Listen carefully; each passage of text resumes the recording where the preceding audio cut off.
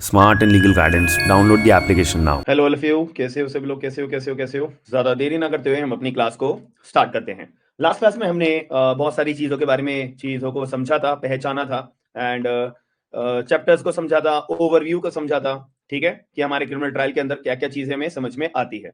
ठीक है, तो मैं थोड़ा सा आपको पहले 5-10 मिनट आपको लेना चाहूंगा। तो हमने जो है लास्ट क्लास के अंदर चीजों को समझा था कि सबसे पहले हमारा जो कार्रवाई चालू होती है, वो कार्रवाई चालू होती है हमारी एफआईआर से। अब इसके लिए मैंने कहा था कि एफआईआर से अगर हम कार्रवाई अपना शुरू करना चाहते हैं तो चैप्टर नंबर 12 हमारा आता है पिक्चर में। सेक्शन नंबर 154 से लेके 176 तक हमारे यहाँ पे कहानी चलती है। दूसरा, मैंने इससे पहले भी आपको बताया था, अपराध हो जाने से पहले अगर पुलिस को रोकना है तो पुलिस जो है इसकी कार्रवाई करेगी और पुलिस जो है आपको इससे पहले भी अपना रोक लगा सकती है। इसके लिए मैंने आपको कहा था कि हमारा चैप्टर नंबर 11 आता है। चैप्टर नंबर 11 जो है हमारा प्रिवेंटिव अरेस्ट के बारे में, इसके बारे में मैंने आपको बात करी थी। सेक्शन नंबर 149 से लेके 153 तक हमारा कवर अप होता है। इससे पहले भी हमारा एक चैप्टर आता है कि अरेस्ट करने की भी कोई बात नहीं है, पुलिस को जो है अपना एक पब्लिक ऑर्डर जारी करना है, पब्लिक ऑर्डर एंड ट्रैंक्विलिटी अपनी ऑर्डर जारी करना है। इसके लिए हमारा चैप्टर नंबर 10 आता है। अब इससे भी पहले हमारा जो ये सेक्शंस है हमारे 129 से लेके 148 तक गवर्नड होते हैं। ये मैंने आपको बताया था, हाँ है ना? ठीक है, इससे पहले भी हमारा एक और चैप्टर आता है, चैप्टर नंबर 8, जो मैंने आपको बात करी थी, जहां पे पब्लिक ऑर्डर जारी करने की भी जरूरत नहीं है, सीधा गुड पीस एंड बिहेवियर की हमने बात करी थी चैप्टर नंबर 8 के अंदर, जो हमारा सेक्शन नंबर अपना 106 से लेके 124 तक कवर अप होता है। आप सोच रहे होंगे सर एक चैप्टर नंबर 9 भी तो होना चाहिए, बट वो चैप्टर नंबर 9 जो है ना, वो हमारा जैसे सीआरपीसी के अंदर मैंने आपको बताया था पहले स्टार्टिंग की क्लास में कि substantive law and procedure law, हमारे कानून दो तरह से डिस्ट्रीब्यूट करे जाते हैं। एक होता है सब्सटेंटिव लॉ और एक होता है हमारा प्रोसीजर लॉ। तो सब्सटेंटिव लॉ हमारी बात करता है rights, liabilities, duties, penal provisions के बारे में। प्रोसीजर लॉ हमारी बात करता है कि सेट ऑफ प्रोसीजर्स, कि कैसे हम सब्सटेंटिव लॉ को एनफोर्स करते हैं। ठीक है, तो अगर मैं सीआरपीसी के अंदर बात करूं ना, तो सेक्शन 125 जो है हमारा एक तरह का सब्सटेंटिव प्रोविजन है आईपीसी के अंदर। ठीक है, और मैंने आपको ये भी चीज बताई थी कि जो प्रोविजन हमारा मेजरली जो बात बताता है, उस प्रोविजंस के बेसिस पर ही हम जो है डिसाइड करते हैं कि हमारा जो कानून है वो प्रोसीजर है या सब्सटेंटिव है। और मेजर पोर्शन हमारा सीआरपीसी का क्या बताता है? प्रोसीजर बताता है। तो इसीलिए हम अपने पूरे सीआरपीसी को क्या बोलते हैं? प्रोसीजर लॉ बोलते हैं। ये बात भी आपको क्लियर हो गई थी। ठीक है, तो चैप्टर नंबर 9 है ना, वो मेंटेनेंस, वाइफ को मेंटेनेंस, चिल्ड्रन को मेंटेनेंस, पेरेंट्स को मेंटेनेंस, सेक्शन 125 से लेके 128 हमारा इस चीज के लिए गवर्न होता है। हमारा ये प्रोसीजर के बारे में बात नहीं करता है। इस वजह से, हालांकि प्रोसीजर के बारे में भी थोड़ी बहुत बात करता है, लेकिन जनरल पब्लिक के लिए नहीं करता, तो इसको हम प्रोसीजर का पार्ट बनाते नहीं है। ठीक है, इसको बिल्कुल एंड में हम पढ़ेंगे। ठीक है, बिल्कुल एंड में हमारा जो सीआरपीसी का जब एंडिंग हो रही होगी, ये हमारा जब का कंसेप्ट आता है। क्लियर हो गई मेरी बात? तो मैंने chapter number 8, chapter number 10, chapter number 11, chapter number 12, इतनी बात आपको क्लियर हो गई थी। चैप्टर 12 इंपॉर्टेंट पार्ट होता है, इन्वेस्टिगेशन का पार्ट होता है। इसी की मदद से हमारी कानून की प्रक्रिया शुरू होती है। ठीक है, चलो जी। फिर मैंने कहा था कि एक चैप्टर नंबर 13 भी आता है कि जब भाई तुम्हारी कानून की प्रक्रिया शुरू हो गई है, मैजिस्ट्रेट के पास में पुलिस रिपोर्ट चली गई है, ठीक है, तो कौन सा मैजिस्ट्रेट, कौन सा जुरिडिक्शन, जिस मैजिस्ट्रेट के पास काम करने के लिए गया है, वो मैजिस्ट्रेट मेरी जुरिडिक्शन है सुनने के लिए। तो ये हमारी कार्रवाई होती है। सेक्शन नंबर 177 से शुरू हो जाती है हमारी कहानी, जिसके लिए हम बात करते हैं 189 तक के लिए। हमारा चैप्टर नंबर 13 इस बारे में बात करता है। फिर हम थोड़ा सा पीछे चलते हैं। फिर मैंने आपको क्या बताया था, एक हमारा अरेस्ट का टॉपिक भी होता है। अरेस्ट का टॉपिक हमारा चैप्टर नंबर 5 के अंदर हमने बात करी थी, सेक्शन नंबर 41 से लेके 60A तक जो गवर्न होता है। ठीक है, क्लियर हो गई? सबको याद है चीजें? रिवाइज करके आए हो? जो फर्स्ट क्लास के अंदर मैंने आपको रिवीजन कैसे करनी होती है अपनी, क्लास के एंडिंग में मैंने आपको ये चीज समझाई थी, क्लास 1 जो हमारी सीआरपीसी की हुई थी। तो कुछ दिमाग में क्लैरिटी हो रही है, कुछ कॉन्फिडेंस आ रहा है आपके अंदर कि हाँ यार, मेरे को सीआरपीसी के अंदर कुछ चीजें समझ में आने लगी है। कोई बच्चा ऐसा है जिसको थोड़ा सा अनकंफर्टेबल फील हो रहा हो, या समझ में नहीं आ रहा हो, वगैरह वगैरह? Any student in the class? ठीक है, चलो। फिर जब हमारी अपनी पुलिस रिपोर्ट आ जाती है 173 क्लॉज 2 के अंदर, ये बात हमारे को बता रखी है। ठीक है, तो हमारा फिर मैजिस्ट्रेट का काम हो जाता है। अब मैजिस्ट्रेट का काम कैसे होता है? मैजिस्ट्रेट भी तो अपना कॉग्निजेंस लेंगे ना, तो मैजिस्ट्रेट का कॉग्निजेंस लेने के लिए जुरिडिक्शन हमने चैप्टर नंबर 13 में डिसाइड कर ली, भैया यही वाला मैजिस्ट्रेट है जो मेरे केस की सुनवाई करेंगे। तो चलो ठीक है, मैंने मैजिस्ट्रेट का पार्ट भी बता दिया आपको। ठीक है, अब उसके बाद मैजिस्ट्रेट का काम आएगा ना, मैं मैजिस्ट्रेट हूं अगर, तो मेरे पास अब काम आएगा, मैं इस केस का कॉग्निजेंस लेऊंगा। तो कॉग्निजेंस लेने का मतलब हमारी प्रोसीडिंग्स को अब इनिशिएट करा जा रहा है। इनिशिएट मतलब शुरुआत हो रही है। इसके लिए हमारा कौन सा चैप्टर आएगा? चैप्टर नंबर बताओ, चैप्टर नंबर 14 आएगा। ठीक है, चैप्टर नंबर 14 आएगा, जहां पे मैंने आपको तीन रास्ते बताए थे। सेक्शन नंबर 190 के क्लॉज नंबर 1 के ए के अंदर लिखा हुआ है पुलिस रिपोर्ट पे कॉग्निजेंस होगा। ठीक है, नहीं गौरव, चैप्टर नंबर 14 आता है ना, चैप्टर नंबर 14। ठीक है, फिर हमारा दूसरा पार्ट मैजिस्ट्रेट का पास अपना केस डालने का कैसे होता है, कंप्लेंट के लिए होता है। तीसरा पार्ट हमने पढ़ा था कि ऑन इंफॉर्मेशन होता है, सेक्शन नंबर 190 से लेके 199 तक। पीसी सागर हेलो, कैसे हो? Good evening. ठीक है, क्लियर हो गई मेरी बात? चलिए, ये भी बात मैंने आपको कल की क्लास के अंदर बहुत अच्छे से समझाई थी। मतलब अभी बस मैं आपको ये चीजें याद करवा रहा हूं ताकि आपके प्रीलिम्स के या 10-12 क्वेश्चन जो आते हैं ना, इनको साइड कर दो, ये आपके दिमाग में क्लियर हो जाए। ये 10-12 क्वेश्चन हमारे को जो कंफ्यूज करने वाले प्रीलिम्स में आते हैं, हमारे को ये हाथों हाथ याद रहेंगे। हम बस आंखें बंद करके अपना याद करेंगे। अच्छा, एफआईआर का कब होता है, उससे पहले क्या होता है, उससे पहले क्या होता है, उससे पहले क्या होता है। अच्छा, अरेस्ट का कौन सा टॉपिक है। अच्छा, प्लेस ऑफ जुरिडिक्शन का कौन सा चैप्टर है, कहां से कहां तक है। अच्छा, जब मैजिस्ट्रेट के बाद पुलिस रिपोर्ट चली जाएगी तो मैजिस्ट्रेट कॉग्निजेंस लेंगे। अरे मैजिस्ट्रेट कॉग्निजेंस जो है अपना कंप्लेंट में भी तो लेते हैं। कंप्लेंट का हमारा टॉपिक कौन सा होता है, सेक्शन नंबर 200 से 203 का होता है। इसका चैप्टर नंबर कौन सा होता है बताओ? इसका चैप्टर नंबर होता है अगला 15 होता है। ठीक है, अगला कौन सा होता है? चैप्टर नंबर 15 होता है। ये बात समझ में हो गई ना? चलो जी, अब भाई जब मैजिस्ट्रेट के पास केस आ गया, केस आने के बाद इंक्वायरी वगैरह की काम हो गया। ठीक है, इंक्वायरी जब काम हो गया सब, अब क्या करेंगे जज साहब? भाई ऑब्वियसली बात है यार, जज साहब आप चार्ज फ्रेम करेंगे। हाँ है ना, चार्ज फ्रेम करेंगे ना जज साहब आप तो। अब चार्ज फ्रेम करने का मतलब क्या होता है कि पुलिस ने अपनी पुलिस रिपोर्ट में बताया जज साहब ए नाम के व्यक्ति ने चोरी करी है। भाई ए नाम के व्यक्ति ने चोरी करी है। जज साहब कहेंगे अच्छा ठीक है, पुलिस पुलिस वालों पुलिस रिपोर्ट दो मुझे। पुलिस रिपोर्ट का मतलब चार्जशीट दो, चार्जशीट का मतलब चालान दो। तीनों का मतलब सेम होता है, अलग अलग स्टेट्स में इसको अलग अलग नाम से जाना जाता है। ठीक है, अब इसको हम चैप्टर जब हम मैजिस्ट्रेट के पास अपना पुलिस रिपोर्ट आ गई, मैजिस्ट्रेट अब पुलिस रिपोर्ट को पढ़ेंगे। अब थोड़ी बहुत बातचीत करनी होगी। बातचीत करने का मतलब होता है एग्जामिनेशन, वो इंक्वायरी की स्टेज होती है। ठीक है, इंक्वायरी की स्टेज होती है। फिर जब मैजिस्ट्रेट के दिमाग में क्लियर हो जाएगा, थोड़ा बहुत क्लियर हो जाएगा कि ए नाम के व्यक्ति के ऊपर चोरी का चार्ज लगाना सही रहेगा, तो चोरी का चार्ज लगाएंगे भाई इसके ऊपर हम। तो चोरी का चार्ज लगाने का मतलब अब चार्ज फ्रेमिंग की स्टेज आएगी। चार्ज फ्रेमिंग की स्टेज का मतलब ये इंक्वायरी का ही पार्ट होता है, इंक्वायरी का ही पार्ट होता है ये। अब इसके लिए हमारे को कौन सा चैप्टर आता है? चैप्टर नंबर अपना 17 आता है। 211 यानी 211 से लेके 224 तक ये कहानी चलती है कि चार्ज के अंदर क्या लिखना है, क्या क्या कंटेंट्स लिखने हैं। अच्छा, कोई दो चार्ज लग रहे हैं तो वो भी हम लगा सकते हैं क्या? क्या दो एक्यूज को एक साथ पकड़ के चार्ज लगा सकते हैं क्या? कि आधी चोरी इसने करी, आधी चोरी इसने करी। ठीक है, क्या कोई एक्यूज पर्सन, ऐसे 2-3 एक्यूज तो नहीं है जिनमें सबकी कॉमन इंटेंशन होगी, वगैरह वगैरह।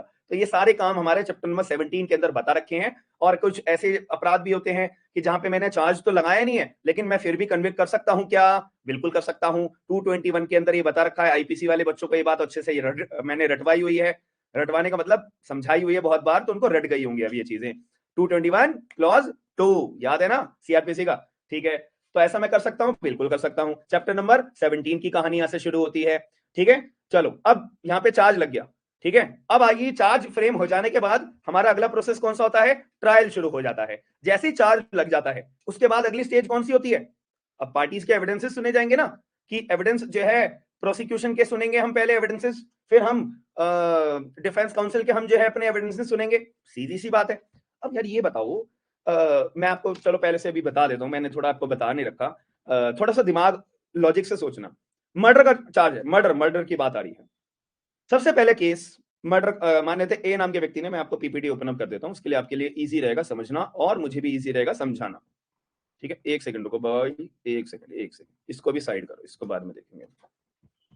बहुत इंपॉर्टेंट चीज है, अगर स्टार्टिंग की स्टेज पे आपके दिमाग में क्लियर रहेंगी ना, तो आगे चल के आपको समझ में मुश्किल नहीं रहेगी। ठीक है, एक ए नाम का व्यक्ति है। ए नाम के व्यक्ति ने बी को क्या कर दिया? मर्डर कर दिया भाई। ठीक है, मर्डर कर दिया। समझ में आ गई मेरी बात? चलो जी, मर्डर हो गया, बल्ले बल्ले हो गई। ठीक है, अब हम ऐसे तो नहीं बोले ना। तो अब इस केस में बी नाम का व्यक्ति क्या होगा? विक्टिम होगा। ए नाम का व्यक्ति क्या होगा? एक्यूज होगा। हाँ है ना? अब विक्टिम तो अपना ये तो मर चुका है, ये तो पुलिस के पास जाएगा नहीं। अब बी के घर वाला कौन है? सी, जानने वाला। सी गया भागा भागा किसके पास? पुलिस के पास। क्या दर्ज कराने? एफआईआर। ठीक है, तो सी को हम किस नाम से पुकारते हैं? सी नाम के व्यक्ति को हम पुकारते हैं इन्फॉर्मेंट। ठीक है, इन्फॉर्मेंट। इन्फॉर्मेंट का मतलब ऐसा व्यक्ति जिसने पुलिस को इंफॉर्मेशन दी है कॉग्निजेबल ऑफेंसेस के बारे में। तो ये भागा भागा जाएगा पुलिस के पास एफआईआर दर्ज करवाने के लिए। ठीक है। अब पुलिस फिर वही कहानी शुरू हो जाती है, पुलिस अपनी इन्वेस्टिगेशन करेगी, सबूत इकट्ठे करेगी, पुलिस रिपोर्ट बनाएगी, पुलिस रिपोर्ट बना के किसको देंगी, मैजिस्ट्रेट साहब को देगी।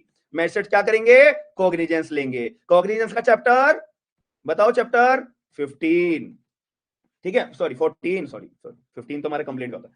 चैप्टर नंबर 14 सेक्शन नंबर 190 से 199 के अंदर ये कवर अप होता है, ठीक है। चलो जी, ये सब कहानी नॉर्मल सी बात है। मैंने वर्ड क्या यूज करा है, मैजिस्ट्रेट। मैंने वर्ड क्या यूज करा है, मैजिस्ट्रेट। अब एक बात बताओ, मर्डर का है, मर्डर हुआ है ना, हाँ ये मर्डर का अपराध है। अब मर्डर का जो अपराध है, इसका जो ट्रायल की मैं बात कर रहा हूं, इसका जो ट्रायल है वो क्या मैजिस्ट्रेट कोर्ट के अंदर चलेगा, ठीक है। क्या इनका जो ट्रायल है क्या मैजिस्ट्रेट कोर्ट के अंदर चलेगा, भाई जुडिशियल मैजिस्ट्रेट फर्स्ट क्लास तो अभी हमने पढ़ा था। अगर फर्स्ट क्लास की बात करें वो तो 3 साल तक की सजा दे सकते हैं केवल। जुडिशियल मैजिस्ट्रेट अपना सेकंड क्लास तो केवल 1 साल तक की सजा दे सकते हैं। चीफ जुडिशियल मैजिस्ट्रेट तो केवल 7 साल तक की सजा दे सकते हैं। और भाई मर्डर के अंदर जो सजा है वो कहां पे मेंशन है, मर्डर के अंदर जो सजा है वो कहां पे मेंशन है, बताओ। आईपीसी के 302 के अंदर मेंशन है, हाँ है ना। उसमें लिखी हुई कितनी सजा है, डेथ पेनल्टी या फिर लाइफ इम्प्रिजमेंट, ठीक है। और मैं बोल रहा हूं भाई इनका जो पुलिस जो है अपनी पुलिस रिपोर्ट लेके कहां जाएगी, मैजिस्ट्रेट के पास जाएगी। और मैजिस्ट्रेट तो खुद भाई 3 साल तक की सजा दे सकते हैं या 7 साल तक की या 1 साल तक की, डिपेंड करता है जुडिशियल मैजिस्ट्रेट सेकंड क्लास है, फर्स्ट क्लास है या चीफ जुडिशियल मैजिस्ट्रेट है, हाँ है ना। तो यार इतनी कम सजा वाला मैजिस्ट्रेट ये मर्डर का ट्रायल, ये मर्डर की पुलिस रिपोर्ट क्यों जा रही है, क्यों जा रही है ये तो बहुत ही कंफ्यूजिंग वाली बात है। तो इनका जो ट्रायल है, एक सेकंड, इनका जो ट्रायल है वो किसके पास चलना चाहिए, वो सेशन कोर्ट के पास चलना चाहिए।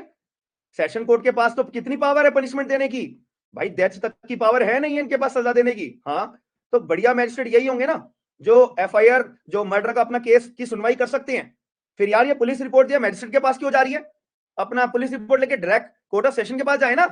बताओ लॉजिकली अगर मैं बात करूं तो, अगर मैं कानून का व्यक्ति नहीं होऊंगा, मैं एक आम इंसान होऊंगा, अगर आम इंसान के सामने ये बातें रखेंगे हम, तो आम इंसान तो यही बोलेगा भाई सेशन कोर्ट में जाओ ना यार पुलिस रिपोर्ट लेके, मैजिस्ट्रेट के पास क्यों जा रहे हो। बताओ हाँ है ना। ऐसा कंफ्यूजन किस किस को है, ऐसी कंफ्यूजन किस किस को है, कितने लोग हमारी क्लास में ऐसे हैं जो ये कंफ्यूजन लेके अपने दिमाग में बैठे हुए हैं, बताओ जरा।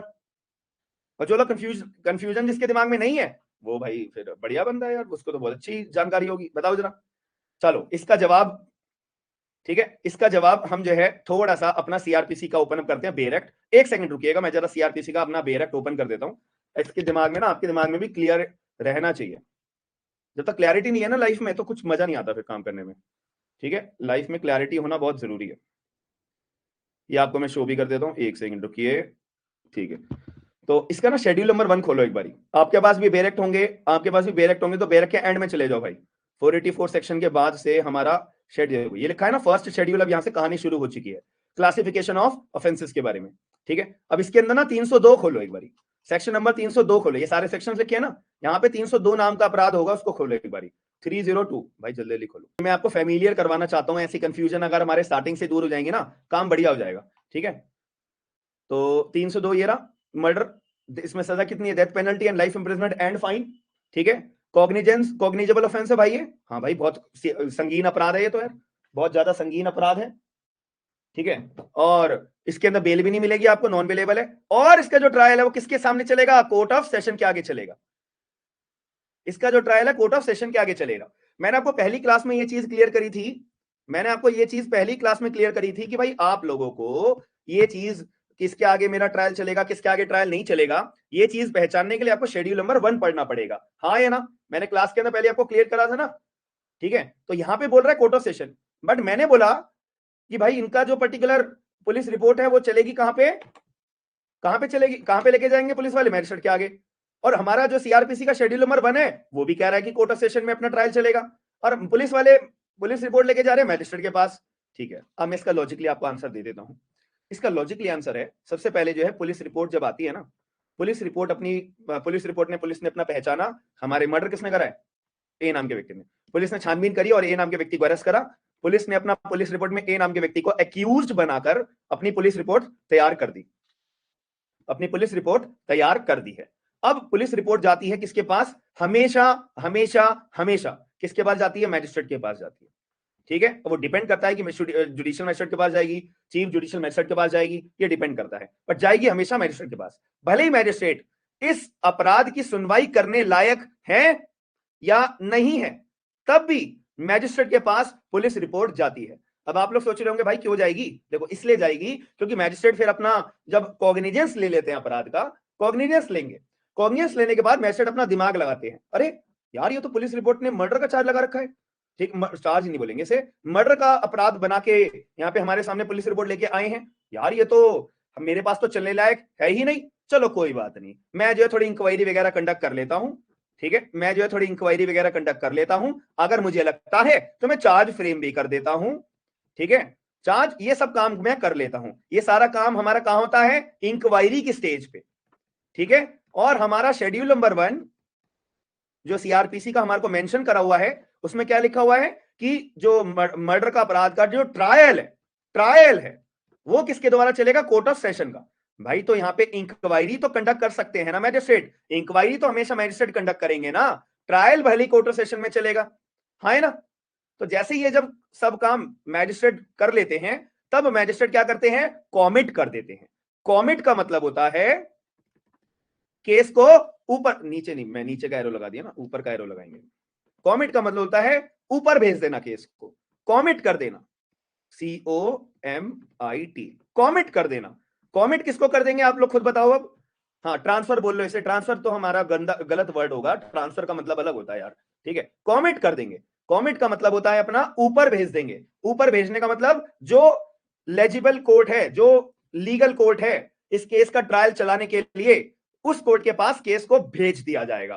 कौन है ट्रायल चलाने के लिए लेजिटिमेट कोर्ट? कौन है? Court of session. तो कॉमिट कर दिया जाएगा कोर्ट ऑफ सेशन को। कोर्ट ऑफ सेशन साहब, आपका आधा काम हमने करके भेज दिया है, आपके लिए हमने इंक्वायरी भी कंडक्ट कर दी है, चार्ज फ्रेम भी कर दिया है, या फिर जैसा चार्ज फ्रेम मैंने नहीं करा आप खुद कर लेना, ठीक है, बट आपका जो ये एग्जामिनेशन वाला काम है, मैं इसका रिपोर्ट बना के कोर्ट ऑफ सेशन साहब मैं आपको भेज रहा हूं, बाकी आपकी जिम्मेदारी है भाई। अब आपका ट्रायल चलाना है कोर्ट ऑफ सेशन साहब, अब आप देखो, मेरा जितना काम था मैंने कर दिया भाई, ठीक है। तो अब कोर्ट ऑफ सेशन के पास अपना ट्रायल शुरू हो जाएगा। अगर चार्ज फ्रेमिंग कर दी है मैजिस्ट्रेट ने, बढ़िया है, बल्ले बल्ले है, कोर्ट ऑफ सेशन का आधे से ज्यादा काम ही खत्म हो गया। फिर वो अपना सीधा एविडेंस की स्टेज लेंगे, प्रोसिक्यूशन एविडेंस लाएंगे, वो लाएंगे, अपना बात खत्म।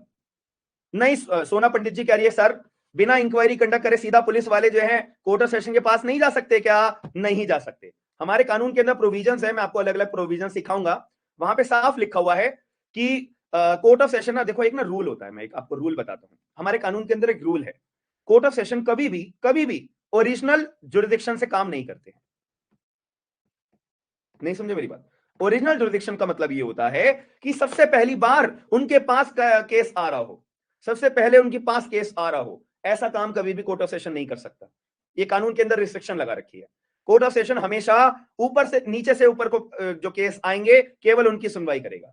डायरेक्ट कोर्ट ऑफ सेशन के पास आप केस नहीं डाल सकते, ये जनरल रूल है भाई, ठीक है। मैजिस्ट्रेट के जरिए ही केस ऊपर जाएगा, ठीक है, डायरेक्ट कॉमिट नहीं करा जा सकता। डायरेक्ट पुलिस वाले से जो है कोर्ट ऑफ सेशन के पास अपना पुलिस रिपोर्ट जमा नहीं कर सकती, ये जनरल रूल है। थोड़ी बहुत एक्सेप्शंस है, वो जब टाइम रहते आपको सिखाऊंगा। अभी आपका दिमाग जो है मैं आपको धीरे धीरे डेवलप करवाऊंगा, धीरे धीरे।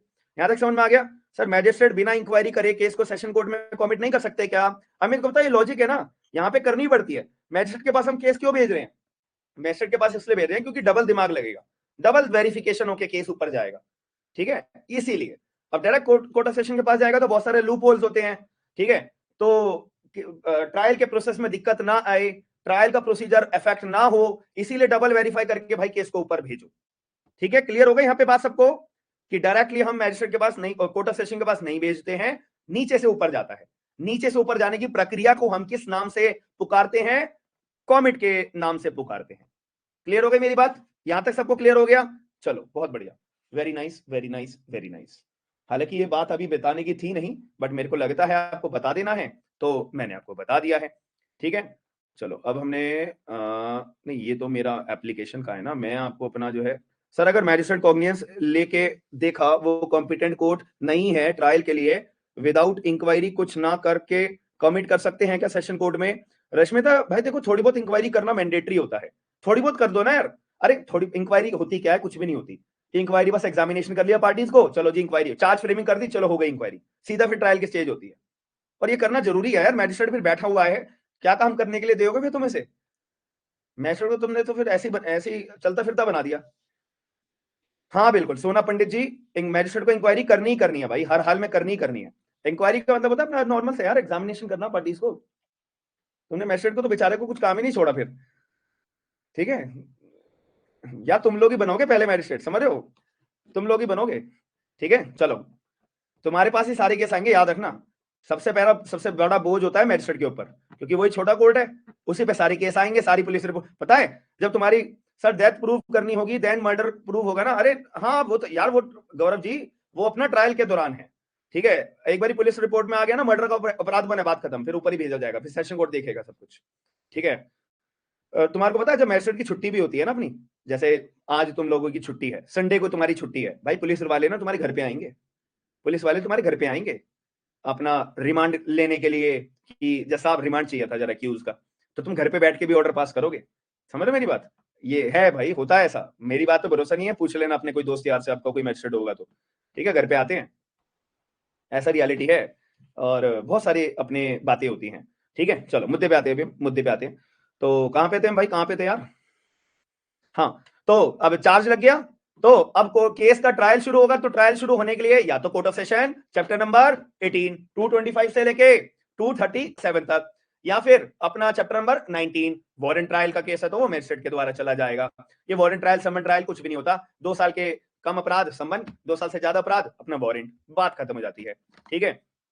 तो अपना warrant trial by the magistrate chapter number 19 238 से लेके 250 तक ये गवर्नड होता है, या फिर समन ट्रायल बाय द मैजिस्ट्रेट अपना चैप्टर नंबर 18 19 20 चैप्टर नंबर 20 अपना सेक्शन नंबर 251 से लेके 259 तक गवर्न होता है। फिर आता है हमारा समरी ट्रायल, समरी ट्रायल हमारा 259 तक था ना, तो 260 से लेके 265 चैप्टर नंबर 21, बात खत्म हो जाती है। सबको याद हो गई? ये सारे के सारे प्रीलिम्स के क्वेश्चंस फेवरेट वाले होते हैं एग्जामिनर के, जिसको मैं आपको बहुत इजी तरीके से समझाने की कोशिश कर रहा हूं, स्टार्टिंग से लेके एंड तक की, ऐसा लाइन वाइज चलोगे ना, दिमाग में क्लियरिटी रहेगी, बार बार पढ़ते रहोगे, दिमाग में क्लैरिटी रहेगी। जिस तरह से तुम्हारे को मैंने रिवीजन करवाई, रिवाइज करने का तरीका बताया था, बस उसको जीवन में फॉलो कर लेना हर सब्जेक्ट के लिए, आपको कभी भी लाइफ में दिक्कत आने नहीं दूंगा मैं, ठीक है? चलो यहां तक कहानी समझ आ गई। फिर डिस्पोजल ऑफ द केस, मैंने आपको बताया था ये डिस्पोजल, ये बहुत इंपॉर्टेंट चीज है भाई, आपको में मजा आ जाएगा इसमें। 463 एक सेक्शन ये वाला आता है लिमिटेशन, एक सेक्शन 463 आता है इसमें, बहुत बढ़िया वाला सेक्शन है वो, अभी बताऊंगा चलो उसके बारे में। हाँ, लॉरेंस बिश्नोई वाला भी मैंने आपको पार्ट बता दिया ना, अगर कोई विटनेस जेल में होता है तो उसको भी बुलाया जा सकता है, हाँ जी भाई इसको भी बुलाया जा सकता है। तो ये वाली चीज हमने कल की क्लास में पूरी कर ली थी, आई होप, ठीक है? चलो आगे चलते हैं, फिर हम इसी बात पे आगे चलते हैं। ये कन्विक्शन वाला पार्ट भी मैंने आपको बता दिया था, मिनिमम पनिशमेंट कितनी है भैया, 24 घंटे, जिसको शॉर्ट फॉर्म में क्या बोला था, TRC, till rising of the court, section 354 के क्लॉज नंबर 4 में बता रखी है। मैक्सिमम पनिशमेंट हमारी कितनी होती है? मैक्सिमम पनिशमेंट होती है hanged till death, that sentence hanged till death, 354 के क्लॉज नंबर 5 के अंदर ये बात हमारे को बता रखी है, ठीक है? फिर अपील वगैरह का कंसेप्ट आता है, अपील वगैरह हमारी जाती है चैप्टर नंबर 29 में, 372 से 394 के अंदर आ जाता है, ठीक है जी? चलिए, क्या प्रेग्नेंट महिला को डेथ सेंटेंस दी सकती? नहीं, 416 CRPC, ठीक है? बताओ एक बारी की बात है ना, आप लोगों ने एक शाहरुख खान की जो मूवी आई थी, कौन सी आई थी अभी, जो भी लेटेस्ट मूवी आई थी यार, जिसमें अपना वो करप्शन वगैरह के बारे में थी, नाम भूल गया मैं उस मूवी का, शाहरुख खान की मैं देख के आया था, तो वहां पे ना जो दीपिका पादुकोण थी वो प्रेग्नेंट थी ना, तो उनको डेथ सेंटेंस दी गई थी, ठीक है? मतलब प्रेग्नेंट तो नहीं थी, बच्चा हो चुका था उसका, तो मेरे दिमाग में ऑटोमेटिकली ना, हाँ जवान जवान जवान, तो मेरे दिमाग में ऑटोमेटिकली 416 मन में आया था। मैंने उस मूवी को जस्ट, वो जो दीपिका पादुकोण प्रेग्नेंट थी, उसके बाद जो बच्चे को डिलीवर करने के बाद फांसी दी, जब मेरे दिमाग में ऑटोमेटिकली ये वाला प्रोविजन आया था 416 416, कि यार दीपिका पादुकोण को तो लाइफ इंप्रिजमेंट होनी चाहिए थी, बट उन्होंने यार वो इंप्लीमेंट करा नहीं कानून के हिसाब से, ठीक है? कि फांसी की सजा हुई है and Deepika Padukone is pregnant, then that sentence will be converted to the life imprisonment as per section 416 of the CRPC। हाँ वो मैं मानता हूँ, वो अरे मैं यार, तुम लोग तो पूरे डीप में चले गए, मैं तो एक नॉर्मल सी एक बात बता रहा हूँ कि वो मूवी का वो जो इतना पार्ट, इतना सीन था ना, वो वो पार्ट मेरे को देख के एकदम 416 दिमाग में आया था CRPC का, मतलब अंदर से आवाज आई थी, ये तो 416 है CRPC का, ऐसा मेरे हिसाब से जो लोगों ने CRPC पढ़ रखी है उनके दिमाग में भी ये बात आई होगी, मेरे को तो आई थी भाई, ठीक है? चलो, role of the police, role of the police, role of the police, ठीक है। अब रोल ऑफ द पुलिस, सारे पुलिस के प्रोविजंस यहाँ पे डाले हुए हैं। सबसे पहली बात, पुलिस का क्या पार्ट होता है भाई? देखो, पुलिस का क्या पार्ट होता है? पहली बात तो अपना देखो,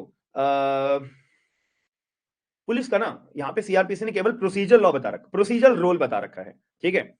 पुलिस का गठन कैसे होगा, पुलिस वाला होगा तो होगा कौन भाई, ठीक है, कौन सी लेवल का पुलिस वाला होगा, इससे सीआरपीसी को कोई मतलब नहीं है।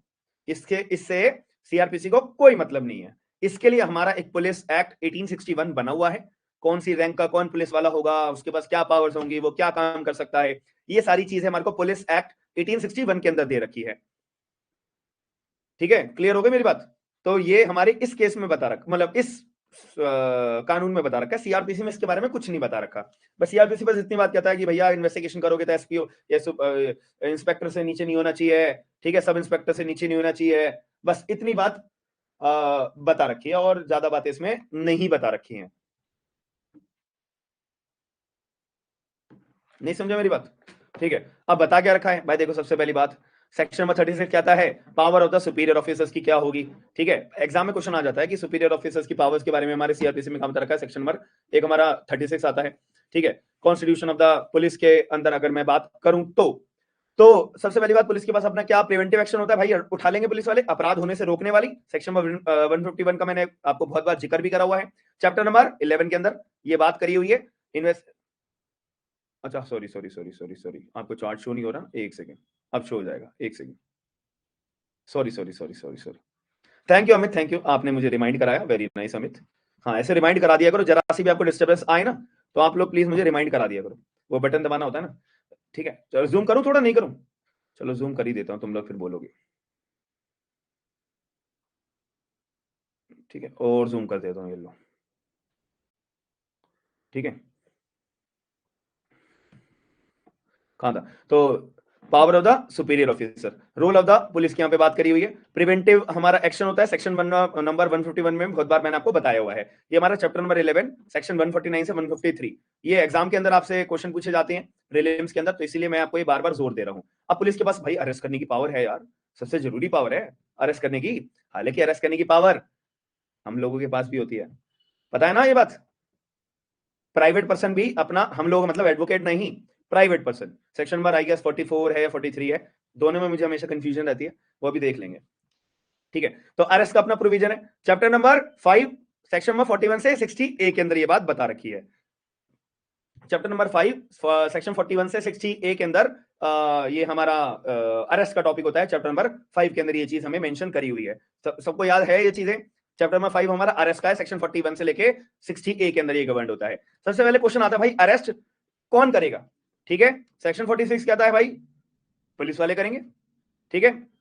मतलब कैसे करा जाएगा, कैसे करा जाएगा, कैसे करेगा जाएगा, मतलब सेक्शन 46 के अंदर बता रखा है कि भाई वारंट होना चाहिए, सामने वाले बंदे को अवेयर करना चाहिए और उसको वारंट दिखाना चाहिए। वारंट दिखाने के बाद उसको अरेस्ट करा जाएगा, हथकड़ियां नहीं पहनाई जाएंगी, ठीक है। और अगर जरूरी है तब हथकड़ियां पहनाई जाएगी, फोर्स इस्तेमाल करनी है तब फोर्स भी इस्तेमाल करी जा सकती है। अगर वो हाथ छुड़ा के भाग रहा है तब उसको पकड़ा भी जा सकता है, उसको पीछे भी भागा जा सकता है, उसको लात घूसे भी मारे जा सकते हैं, वगैरह वगैरह। ये सब काम हमारे को 46 बताता है। अब हु कैन अरेस्ट, भाई कौन कौन लोग ऐसे लोग हैं जो अरेस्ट करने के लिए ऑथराइज्ड हैं? 41 42 कहते हैं, इसके अंदर लिखा हुआ है भाई पुलिस वाले अरेस्ट कर सकते हैं 41 42 के अंदर, ठीक है। चलो जी, 43 में बता रखा है कि कोई अपना, देखो 43 है ना, मैंने कहा था ना 43 और 44 में मेरे को कंफ्यूजन होती है।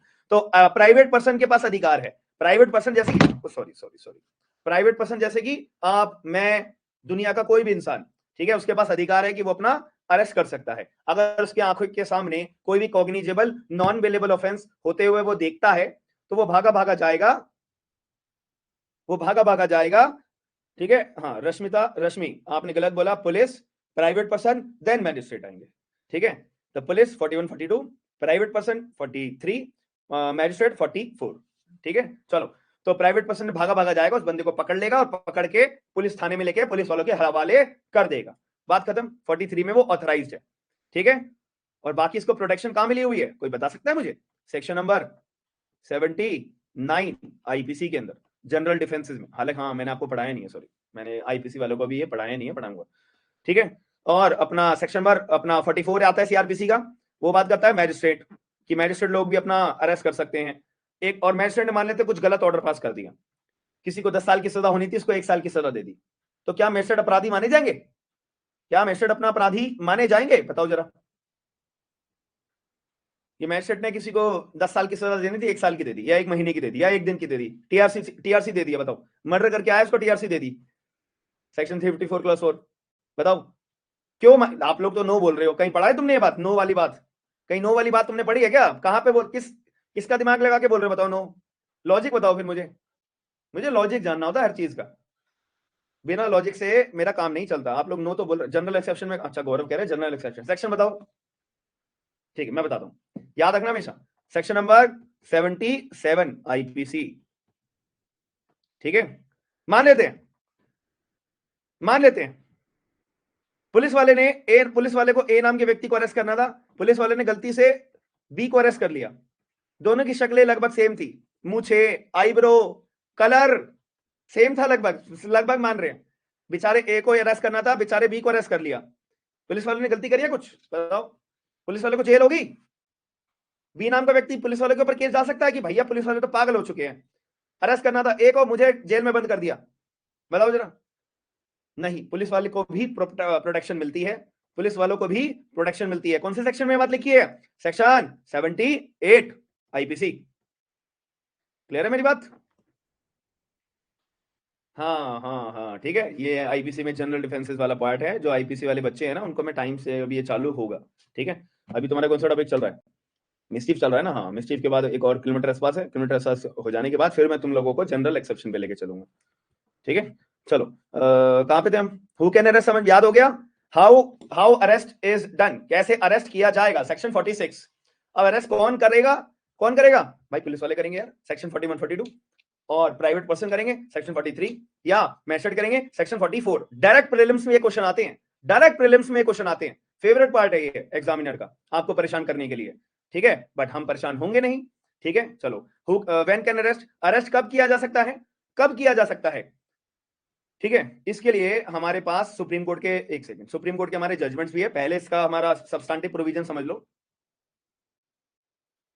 सब्सटेंटिव प्रोविजन है हमारा व्हेन कैन अरेस्ट का। यहाँ पे व्हेन कैन अरेस्ट के अंदर हमारा आता है सेक्शन में 41 से 44, जो अभी हमने ऊपर पढ़ा था। व्हेन कैन अरेस्ट मतलब कि आपको आंखों के सामने जब कोई कॉग्निजेबल नॉन वेलेबल ऑफेंस करते हुए कोई आपको दिख रहा है, तो आप हाथ पे हाथ धर के बैठे रहोगे? नहीं, आप भागे भागे जाओगे, अरेस्ट करोगे। तो व्हेन कैन अरेस्ट का पार्ट ही आ गया। अब पुलिस वालों को पता लगता है कि भाई ए नाम के व्यक्ति ने मर्डर करा है, पुलिस वालों को ऐसी आशंका है। ठीक है, पुलिस वालों की ऐसी आशंका है, तो भागे भागे एकदम पुलिस वाले अरेस्ट कर लेंगे?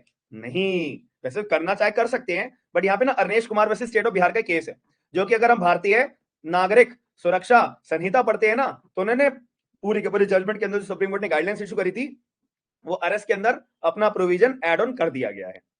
तो नए वाले बीएनएस के अंदर हमें भारतीय अरनेश कुमार का जजमेंट पढ़ने की, रेफर करने की जरूरत नहीं पड़ेगी, हमें सीधा प्रोविजन को रेफर करने की जरूरत पड़ेगी। ठीक है, जो भी प्रोविजन होगा, मेरे को याद नहीं है अरेस्ट का बीएनएस के अंदर क्या प्रोविजन था, अभी जस्ट भूल गया मैं।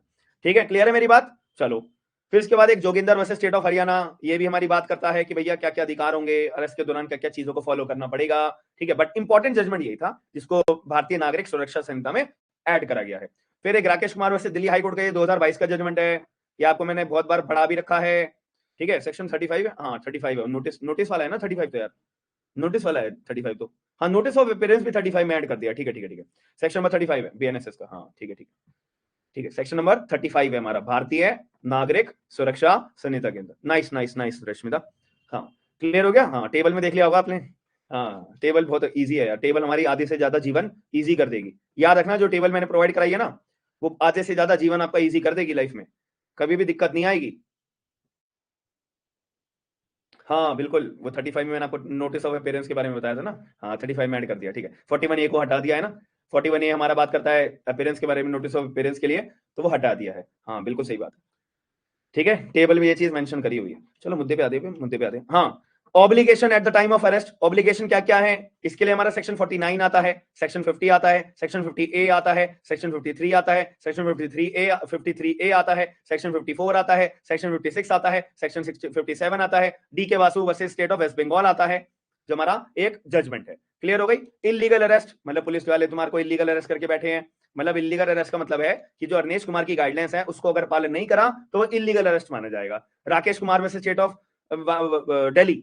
दिल्ली हाईकोर्ट का जजमेंट है। यहाँ पे जो है ना, राकेश कुमार के केस के अंदर क्या हुआ था ना, कि एक पुलिस वाला ना ज्यादा शाना बन रहा था, उसने क्या करा, बंदे को अरेस्ट कर लिया, ना ही उसने ये देखा कि भाई जो जिस बंदे को मैं अरेस्ट करने जा रहा हूं उसके ऊपर जो एलिगेशन लगाए वो मिनिमम 7 साल की उम्र का पनिशमेंट वाला एलिगेशन है या नहीं है, क्या वो एविडेंस को टेम्पर कर सकता है या नहीं कर सकता, क्या वो अपना देश छोड़ के जा सकता है या नहीं जा सकता है, या जुरिडिक्शन छोड़ के जा सकता है या नहीं जा सकता है, ये बिना कोई वेरीफाई करे सीधा जेल में बंद करके रखा किसी भी व्यक्ति को। वो बंदा गया दिल्ली हाईकोर्ट में, दिल्ली हाईकोर्ट ने जुर्माना लगाया किसके ऊपर, पुलिस वाले के ऊपर, कि भाई आपने Arnesh Kumar versus state of Bihar की जजमेंट का पालन नहीं करा है। कोई मजाक थोड़ी ना सुप्रीम कोर्ट का कि सुप्रीम कोर्ट ने बोल दिया और तुम लोग अपनी मस्ती में चल रहे हो। तो दिल्ली हाईकोर्ट ने बहुत स्ट्रिक्ट कार्रवाई करी थी और जुर्माना लगाया था ऐसे पुलिस वाले के ऊपर। क्लियर है मेरी बात? अब हालांकि ये सुप्रीम कोर्ट से भी चैलेंज हो चुका है, मतलब सुप्रीम कोर्ट में भी ये डिसाइड हो चुका है, ठीक है। अब मेरे हिसाब से 2023 में डिसाइड हुआ था, ठीक है। चलो अब यहाँ पे मैंने क्या है, थोड़ा सा इसको जूम आउट कर देते हैं, इस डब्बे को साइड करो, ये माउस के डब्बे को हम साइड कर देते हैं, यहाँ पे ले आते हैं और जूम इन कर देते हैं इसको।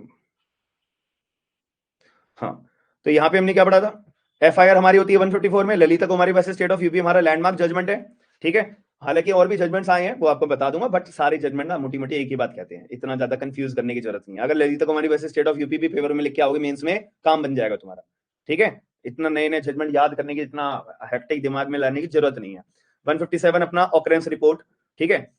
ऑकरेंस रिपोर्ट अपना inform to SP and magistrate. Occurrence report का मतलब क्या होता है? ऑकरेंस रिपोर्ट का मतलब होता है कि एक बात बताओ, तुम खुद ही बताओ, लॉजिक से सोचना।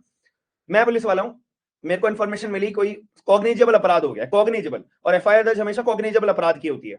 अब जब अपराध हो चुका है तो पुलिस वाले के पास एफआईआर जाएगी, पुलिस वाले मैं एफआईआर रिकॉर्ड कर दी, मैंने एफआईआर दर्ज कर दी, मैंने पर्चा बनाया, कहा ये मेरा मैंने पर्चा बनाया, ठीक है, मैंने एफआईआर दर्ज कर दी, एफआईआर नंबर वगैरह सब कर दिया। अब मैं आराम से शांत करके मजे में बैठा हुआ हूं, ठीक है। अब एक बात बताओ, मेरे से ऊपर भी तो ऑफिसर होंगे, मेरे से ऊपर भी तो ऑफिसर होंगे, और जहां पे अपराध हुआ है, मान लेते हैं यहीं पे अपराध हुआ था और यहीं के पास यहाँ पे अपराध हुआ और यहीं के थाने में अपनी रिपोर्ट हुई है, तो इस पूरे के पूरे एरिया को अपना गवर्न करने वाले एक मैजिस्ट्रेट साहब भी तो होंगे जो इस पूरे जुरिडिक्शन को देख रेख करने के लिए बैठे होंगे। बताओ हाँ है ना, कि जहां यहाँ पे कहीं भी अपराध होगा तो इनका केस ये वाले मैजिस्ट्रेट के पास जाएगा। मैजिस्ट्रेट का जो है ना बंटवारा थाने के हिसाब से होता है, कि मैं मैजिस्ट्रेट हूं तो मेरे को 3 थाने मिले हुए हैं, या मैं मैजिस्ट्रेट हूं मेरे को 4 थाने मिले हुए हैं, मैं मैजिस्ट्रेट हूं तो मेरे को 2 थाने मिले हुए हैं। तो पुलिस स्टेशन के हिसाब से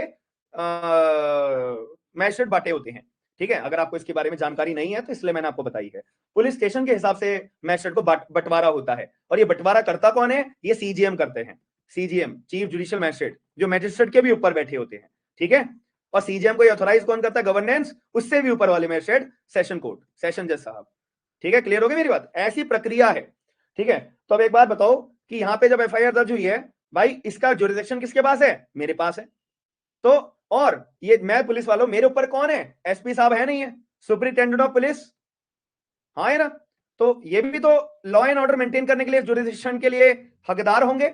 और मैं मैजिस्ट्रेट हूं तो मुझे भी तो पता हो यार मेरे जुरिडिक्शन में कितने अपराध हो रहे हैं, या क्या कौन सी एफआईआर दर्ज हो रही है, हाँ है ना। क्योंकि मुझे भी मैजिस्ट्रेट होने के नाते मेरे को भी रिपोर्ट तैयार करनी पड़ती है, और एसपी साहब को भी अपना जुरिडिक्शन दिया, ऐसे मौज मारने के लिए नहीं दिया है, लॉ एंड ऑर्डर को मेंटेन करने के लिए दिया है। मेरे को as a magistrate administration of justice को जस्टिस प्रोवाइड कराने के लिए दिया गया है। तो वैसे केस में जब एफआईआर दर्ज मैं करूंगा, अगर मैं छोटा पुलिस मतलब पुलिस वाला हूं जो थाने में बैठता हूं एफआईआर रिकॉर्ड करने के लिए, तो मेरा काम क्या बनता है? मेरे को एसपी साहब को इन्फॉर्म करना चाहिए, नहीं करना चाहिए? मुझे मैजिस्ट्रेट को इन्फॉर्म करना चाहिए, नहीं करना चाहिए, कि मैजिस्ट्रेट साहब देखो आपके एरिया में एक और अपराध हुआ है, एसपी साहब देखो आपकी आप जो लॉ एंड ऑर्डर मेंटेन करो, एक और अपराध हुआ है, ठीक है। हालांकि ऐसी बात नहीं बोलता मैं एज अ पुलिस वाला, ऐसी बात नहीं बोलता, बट एसपी साहब को इन्फॉर्मेशन दी जाती है कि लॉ एंड ऑर्डर क्या मेंटेन कर रहे हो यार, एफआईआर पे एफआईआर हो रही है तुम्हारे केसेस में, ठीक है।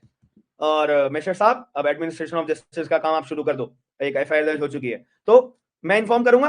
तो यहाँ पे पुलिस वाला जो है फिर इन्फॉर्म करने जाता है एसपी साहब को भी और मैजिस्ट्रेट साहब को भी, ठीक है। तो इसको बोलते हैं ऑकरेंस रिपोर्ट, इसमें लिखा हुआ है inform to SP and magistrate. आप क्लियर हो गया? लॉजिक से, लॉजिक से क्लियर हो गया ना? चलिए चलिए, ये बात मेरे दिमाग में क्लियर हो जाती है और आप लोगों के दिमाग में भी क्लियर हो जाती है। फिर पुलिस वाले अपना एफआईआर दर्ज हो जाने के बाद अपना इन्वेस्टिगेशन शुरू कर देंगे। चलो जी, इन्वेस्टिगेशन शुरू करने के लिए मैंने आपको एक कहानी बताई थी, एक चीज बताई थी। एक पुलिस वाला जब कोई भी केस की इन्वेस्टिगेशन करता है, इसको बोलते हैं आईओ, आईओ इन्वेस्टिगेटिंग ऑफिसर। ये अपने पास में क्या रखता है? डायरी रखता है। हर केस की अपनी अलग अलग डायरी होती है। ये डायरी के अंदर क्या बातें लिखी होती है कि डे 1 मैं कितने लोगों से मिला, मैं एक डब्ल्यू नाम के व्यक्ति से मिला, मैं एक ए नाम के व्यक्ति से मिला, मैं एक जेड नाम के व्यक्ति से मिला, डब्ल्यू ने बताया कि अपराध होते टाइम वो तो पानी पी रहा था, अपराध होते टाइम जेड तो अपने बाल कटवा रहा था, अपराध होते टाइम ए नाम का व्यक्ति तो सो के उठा था। ठीक है, कोई ना कोई फैक्ट्स अपने बताएगा, कोई ना कोई अपनी कहानी बताएगा, जिससे पुलिस वाले सबूत इकट्ठा करते करते करते करते एक नतीजे पे पहुंचेंगे। तो एक बात बताओ ना, ये एक दिन में, अब दूसरे दिन कहीं और गए, तीसरे दिन कहीं और गए, चौथे दिन कहीं और गया होगा पुलिस वाले इन्वेस्टिगेशन करने के लिए। तो यार ऐसे सारे दिनों की बातें याद थोड़ी ना रहती हैं। हाँ है ना, कि मैं 10वें दिन कहाँ गया था, किससे बात मिली थी, मैं किस किससे बात करने गया था, मुझको कौन व्यक्ति मिला था और उसने मुझे क्या बताया था, याद रहती है कोई ये चीजें? और पुलिस वाले के पास केवल एक केस थोड़ी ना होता है, और भी तो केसेस होंगे। हाँ है ना, तो इसमें कंफ्यूजन क्रिएट हो जाएगी, कौन से केस में किस व्यक्ति ने, कहां पे मैं गया था, किस व्यक्ति ने क्या मुझे बताया था। तो इसके लिए हर पुलिस वाले के पास पुलिस डायरी मेंटेन करने के लिए अपनी एक डायरी होती है, उसके अंदर सारी बातें रोज की लिखनी होती है कि आज मैं यहां गया, आज मैं वहां गया, आज मैं इससे बात करी, आज उससे बात करी, ये वाले केस के अंदर। ठीक है, इसको बोलते, इसको मेंटेन करना होता है। ये बात हमारे को बता रखी है सेक्शन नंबर 172 अपना केस डायरी के नाम से। अच्छा, आप लोगों ने मुझसे एविडेंस एक्ट पढ़ा हुआ है, बहुत सारे लोगों ने एविडेंस एक्ट मुझसे पढ़ा हुआ है। अब ये 172 सीआरपीसी का मैंने आपको एविडेंस एक्ट के अंदर जिक्र करा था, कोई बता सकता है कहां करा था मैंने? 172 का सीआर एविडेंस एक्ट के अंदर मैंने जिक्र करा था, कोई बता सकता है कहां करा था मैंने? कहां कहां कहां करा था मैंने? बताओ भैया बताओ, कहां करा था मैंने जिक्र? है हमारी क्लास में कोई ऐसा? मैंने आपको बताया था कि जब, बहुत बढ़िया, refreshing of memory, refreshing of memory section I guess 159 होता है इंडियन एविडेंस एक्ट का। एक बार चेक कर लेना भाई, सेक्शन 159 ही होता है ना हमारा इंडियन एविडेंस एक्ट का, कि अगर पुलिस वाले को कटघरे में खड़ा करा जाता है, उससे पूछा जाता है कि हाँ भैया आपने इस गवाह से क्या क्या 161 में लिखवाया, लिखा, ठीक है, 161 में आपने क्या लिखा था, तो अपना पुलिस वाला क्या कह सकता है कि जज साहब मेरे को याद नहीं आ रहा है, मेरे को अपनी डायरी खोल के देखना पड़ेगा, मेरे को अपनी मेमोरी को रिफ्रेश करना पड़ेगा। ठीक है, और मैंने आपको एक और चीज बताई थी कि डिफेंस काउंसिल के पास कोई अधिकार नहीं होता है डायरी, पुलिस वाले की केस डायरी को हाथ लगाने के लिए, कोई भी अधिकार नहीं है। लेकिन जैसे ही अगर पुलिस वाले क्लेम करते हैं, रिफ्रेशिंग ऑफ मेमोरी का इस्तेमाल करते हैं, तब क्रॉस एग्जामिनेशन के लिए डिफेंस काउंसिल के पास अधिकार आ जाता है पुलिस वाले की डायरी को हाथ लगाने के लिए। हाथ लगाने मतलब क्रॉस एग्जामिन करेंगे तो भाई ऑब्जेक्शन रेज करेंगे ना, कि देखो जी साहब डायरी में कुछ और लिखा है और पुलिस वाला बोल कुछ और रहा है, झूठा आदमी है ये। लॉजिकली याद हो रही है चीजें अब? ठीक है, ठीक है, चलो ये भी हो गया, ये भी हो गया, ये भी हो गया। अब होती है ये बात, भाई ये बहुत इंपॉर्टेंट बात है, ये बहुत इंपॉर्टेंट पार्ट है। ठीक है, ये नहीं करा तो कुछ भी नहीं करा। तो इसके अंदर क्या होता है हमारा, recording of the statement. Statement of recording मतलब, अब यार बात बताओ, पुलिस वाले इन्वेस्टिगेशन करना शुरू कर चुके हैं, तो इन्वेस्टिगेशन करते करते करते करते बहुत सारे, जैसे मैंने आपको क्या बताया, पुलिस वाले ने ए नाम के व्यक्ति से भी बात करी, डब्ल्यू से भी बात करी, जेड से भी बात करी, हाँ है ना, तो इनके जो सबूत होंगे, तो इनकी जो स्टेटमेंट्स होगी, इनकी जो स्टेटमेंट होगी, तो वो स्टेटमेंट पुलिस वाले अब क्या करते हैं, अपना स्टेटमेंट रिकॉर्ड करते हैं, स्टेटमेंट रिकॉर्ड करते हैं। ठीक है, जो भी बातें इनसे पता लगी स्टेटमेंट रिकॉर्ड करी जाती है, कागज का पर्चा ले लो। ठीक है, और ए नाम के व्यक्ति का यहां पे सिग्नेचर नहीं कराया जाता, डब्ल्यू का सिग्नेचर नहीं कराया जाता, जेड का सिग्नेचर नहीं कराया जाता। याद रखना मेरी बात, 161 की स्टेटमेंट, इसको बोलते हैं 161 की स्टेटमेंट। ठीक है, 160 में ओरल एग्जामिनेशन करा पुलिस वालों ने, हाँ जी बताओ ए नाम के व्यक्ति तुम्हें क्या पता है, और पुलिस वाला अपना डायरी लेके बैठ जाता है, फिर पुलिस वाला लिखता रहता है। ओरल एग्जामिनेशन 160 में, लिखावट करना 161 में। ठीक है, लिखते रहेंगे लिखते रहेंगे लिखते रहेंगे, और फिर पुलिस वाला अगर आपको बोलता है कि भाई देखो 161 की मैंने स्टेटमेंट तुम्हारी रिकॉर्ड कर ली है, यहां सिग्नेचर करो, सिग्नेचर नहीं करा जाएगा, नहीं करा जाएगा। ठीक है, क्लियर हो गई मेरी बात? चलो, और 162 में लिखा हुआ है, वो मैंने आपको बता रखा है सीआरपीसी में 162, बताओ एविडेंस वाले बच्चों बताओ कि ये 161 की जो स्टेटमेंट है इसको किस तरह से इस्तेमाल में करते हैं हम, केवल बताओ ये 161 की स्टेटमेंट किस तरह से इस्तेमाल में होती है केवल। जो बच्चा एविडेंस वाला है ना वो डांट खाएगा, मेरे से याद रखना। कॉन्ट्राडिक्शन के लिए, हाँ सेक्शन 145 162 में सीआरपीसी में बात लिखी हुई है, और जो लोग नए हैं वो लोग सोच रहे होंगे अरे यार सर हम तो ने तो ये चीजें पढ़ी नहीं है, टेंशन लेने की जरूरत ही नहीं है, ये मैंने उनको पहले ही पढ़ा रखी है ना, ये मैं आपको बस तो इसलिए मैं रिवाइज करवा रहा था उनके लिए, क्योंकि ये बहुत शाणे लोग हैं।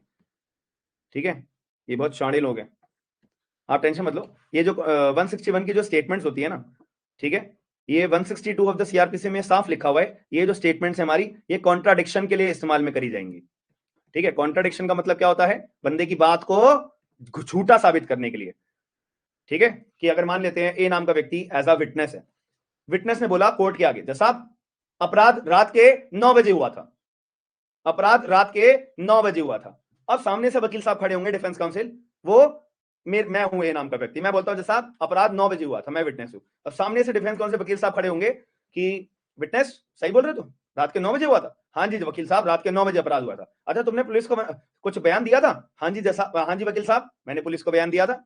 अच्छा पता है ना 161 की स्टेटमेंट तुम्हारी रिकॉर्ड हो चुकी है? हाँ जी जज साहब, हाँ सॉरी वकील साहब, रिकॉर्ड हो चुकी है। अच्छा लाना जरा 161 की स्टेटमेंट। ये 161 की स्टेटमेंट में तुमने क्या बोला हुआ है? अपराध 7 बजे हुआ था, और अभी जज साहब के सामने तुम क्या बोल रहे हो? अपराध 9 बजे हुआ था।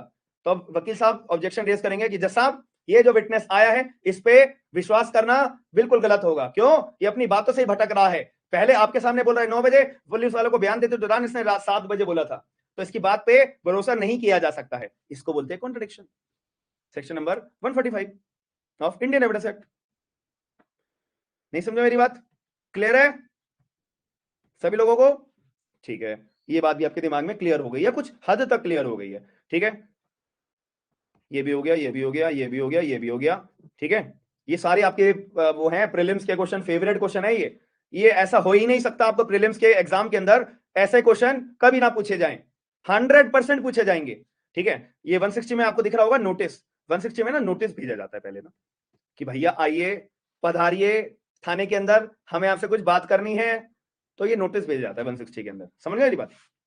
160 का मतलब होता है नोटिस भेजना विटनेस को। हमें अगर कोई, जैसे ए नाम के व्यक्ति के पास बातचीत करने गया मैं, तो वो मैंने केस डायरी में लिख लिया। अब ए नाम के व्यक्ति को मेरे से कुछ बातें रिकॉर्ड करवानी है 161 के अंदर, तो मैं ए नाम के व्यक्ति को नोटिस भेजूंगा एज अ पुलिस ऑफिसर। मैं ए नाम के व्यक्ति को नोटिस भेजूंगा, भैया आ जाओ यार थाने के अंदर, बुलावा मैं भेज रहा हूं, आ जाओ, तुम्हारे को स्टेटमेंट रिकॉर्ड करानी है। ठीक है, तो वैसे केस में ए नाम के व्यक्ति को आना पड़ेगा। अगर वो नहीं आता है तो इसका कानून का उल्लंघन करना होगा। आईपीसी में इसकी कन्विक्शन है, सेक्शन 174 है आई गेस, मुझे सेक्शन याद नहीं है, शायद 174 है 174 ऑफ आईपीसी के अंदर सजा होगी नहीं तो ए को। ठीक है, देख लेंगे, वो तो बात की बात है। समझ आ गई मेरी बात? क्लियर है? तो 160 में नोटिस, 161 में स्टेटमेंट रिकॉर्डिंग, 162 बताता है कि इन स्टेटमेंट को किस तरह से हम यूज करेंगे। 162 ये भी बताता है कि 161 की जो स्टेटमेंट होगी उसमें साइन नहीं होगा, विटनेस का साइन नहीं होगा। ठीक है, चलो क्लियर हो गई बात। अब आती है फिर बात, अपनी सारी कहानी बन गई है, फिर अपना पुलिस रिपोर्ट तैयार होगी। 173 क्लॉज 2 होता है ये। ठीक है, क्लॉज 2 आगे लिखा हुआ है मैंने, आगे बताऊंगा, बाद में बताऊंगा। ठीक है, अब एक बात बताओ, जब पुलिस वाले इन्वेस्टिगेशन कर रहे थे और ए नाम का व्यक्ति था एक्यूज्ड, ठीक है, ए नाम का व्यक्ति था एक्यूज्ड, पुलिस को शक हुआ, पुलिस ने उठा लिया, अब पुलिस ने जेल में बंद कर दिया इसे और अपनी इन्वेस्टिगेशन मजे में चल रही है। ठीक है, तो अब इसके अंदर यहां पे 167 में और एक हमारा सेक्शन नंबर 57 भी होता है। ठीक है, सीआरपीसी का, जो बात बोलता है कि अगर किसी व्यक्ति को पुलिस ने अरेस्ट करा है तो 24 घंटे के अंदर अंदर मैजिस्ट्रेट के आगे पेश करना होता है। अगर पुलिस वालों ने किसी भी व्यक्ति को अरेस्ट करके रखा हुआ है तो सेक्शन 167 और सेक्शन 57, ठीक है, 57 और 167 ना एक साथ पढ़ा जाता है। ठीक है, आपको ऐड करना हो अपने नोट्स में तो ये बात ऐड कर लेना, बाकी बाद में भी बताऊंगा 57 के बारे में, टेंशन बिल्कुल मत लियो। ठीक है, तो इसमें बोला हुआ है कि मैजिस्ट्रेट के आगे 24 घंटे के अंदर अंदर अरेस्ट करे हुए व्यक्ति को अपना पेश करना होता है। ठीक है, क्लियर हो गई बात? ठीक है, फिर ना 167 ना हमारे रिमांड के बारे में भी बात करता है, रिमांड के बारे में भी बात करता है। रिमांड का मतलब होता है कि अब पुलिस वाले चाहते हैं जैसा इस एक्यूज्ड को हमारे हवाले कर दो कुछ दिन के लिए, क्योंकि हमें इससे सबूत इकट्ठा करने हैं, हमें सबूत इकट्ठा करने में आसानी होगी, इन्वेस्टिगेशन करने में आसानी होगी, और अगर मैजिस्ट्रेट हमारे को आसानी होगी तो हम आपके पास पुलिस रिपोर्ट भी बढ़िया वाली बना के लाएंगे, जिससे कि आपको भी परेशानी नहीं होगी मैजिस्ट्रेट साहब, आपको भी कॉग्निजेंस लेने में, चार्ज फ्रेम करने में, ट्रायल चलाने में आपको भी आसानी रहेगी जज साहब, तो आपका भी फायदा होगा, मेरा हमारा भी फायदा होगा। तो आप हमें इसको थोड़े दिन का रिमांड दे दो। रिमांड जो है ना वो 14 दिनों का दिया जाता है। आप लोग किताबों में पढ़ोगे 15 दिन, वो 15 दिन प्लस 1 वाले होते हैं 15 डेज, और ये जो एक दिन है ना, ये एक दिन ये वाला है 57 वाला। ठीक है, जब पुलिस वाले ने अरेस्ट करके, ठीक है, अरेस्ट करके रखा हुआ है, ठीक है, अरेस्ट करके रखना है, तो वो एक दिन ये वाला होता है, टोटल 15 दिन आप ले लीजिए। ठीक है, हालांकि 14 दिन प्लस 1 होता है। क्लियर हो गई सबको? यहां पे बात समझ में आ गई? रिमांड 14 प्लस 1 15 दिन, 15 दिन पहले इंक्लूडेड होता है वो एक दिन का। ठीक है, क्लियर हो गई बात? तो और एक और बात आपको एक्स्ट्रा मैं बता देता हूं जो कि मैं आगे भी पढ़ाऊंगा, 14 दिन का जो ये रिमांड होता है ना, ये पूरा 14 दिन एक साथ नहीं दिए जाते। 14 डेज एक साथ मैजिस्ट्रेट नहीं देते हैं कि भैया चलो 14 दिनों तक बेटा तुम इसको अपना पुलिस वालों जो करना है तुम्हें वो करो, ठीक है। 14 दिनों का जो रिमांड है वो एक साथ नहीं दिया जाता है, ठीक है, टुकड़ों में दिया जाता है। चलो 3 दिन का रिमांड दे दिया, चलो 4 दिन का और रिमांड दे दिया, चलो 3 दिन का और दे दिया, ठीक है, चलो 5 दिन का दे दिया, 3 4 5 7 8 9 10 10 और 5 15, 15 नहीं 4 दिन का मिलेगा ना फिर 14 दिन का, ठीक है, ऐसे टुकड़ों में। अब आप लोग सोच रहे होंगे भाई ये 3 दिन का रिमांड चलो मैं पुलिस वालों की, ये पुलिस थाने में रहा, पुलिस की कस्टडी में, बाकी दिन कहां रहेगा फिर ये? भाई जैसे 3 दिन खत्म हो जाएंगे फिर इसको जेसी में भेज देंगे। जेसी का मतलब जुडिशियल कस्टडी, जेसी का मतलब जुडिशियल कस्टडी। मेरी बात समझ में आ गई? बताओ।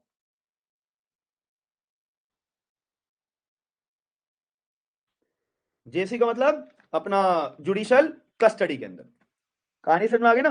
हाँ, कहानी समझा करो, ठीक है। फिर दोबारा रिमांड चाहिए, जुडिशियल पुलिस मैजिस्ट्रेट के पास जाएंगे, फिर जुडिशियल कस्टडी से इसको पुलिस कस्टडी में लेके आ जाएंगे, फिर पुलिस कस्टडी से जुडिशियल कस्टडी भेज देंगे, फिर पुलिस कस्टडी, ऐसे कर 15 दिन पूरे हो गए, काम खत्म, फिर हमेशा के लिए फिर वो जुडिशियल कस्टडी में रहेगा, ठीक है। जुडिशियल कस्टडी का राजा कौन? मैजिस्ट्रेट। पुलिस कस्टडी का राजा कौन? पुलिस। बस ऐसे समझ लो। यहां तक किसी को कोई कंफ्यूजन? ये इतनी बड़ी बड़ी कंफ्यूजन मैंने आपको दूर करी है। मैं आपको कह रहा हूं आधे से ज्यादा दुनिया इन्हीं को पढ़ने में अपने 10 साल 20 साल गुजार देगी, लेकिन उनको नहीं पता ये चीजें। भाई क्या हो गया इसको? इधर आ जाओ, इधर आ जाओ। अभी देखियो देखियो, ये तो भागे जा रहा है।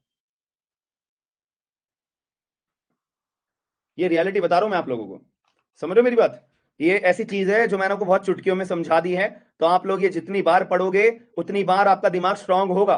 मैं रियलिटी बोल रहा हूं, क्योंकि यार देखो उनकी भी गलती नहीं है, क्योंकि आप अगर ये अकेले बैठ के पढ़ोगे ना आपको बहुत कंफ्यूजन नजर आएगी। मेरे भी गुरु रहे हैं, मेरे भी टीचर रहे हैं, ठीक है, उनके भी टीचर रहे हैं, उनके भी गुरु रहे हैं, ठीक है। तो ऐसे ही हमारे को ये चीजें समझनी खुद पड़ती हैं, और खुद पढ़ने बैठोगे थोड़ा कॉम्प्लिकेट लगेगा, और आधी से ज्यादा बात आप पढ़ पाओगे, आधी से ज्यादा बात नहीं पढ़ पाओगे।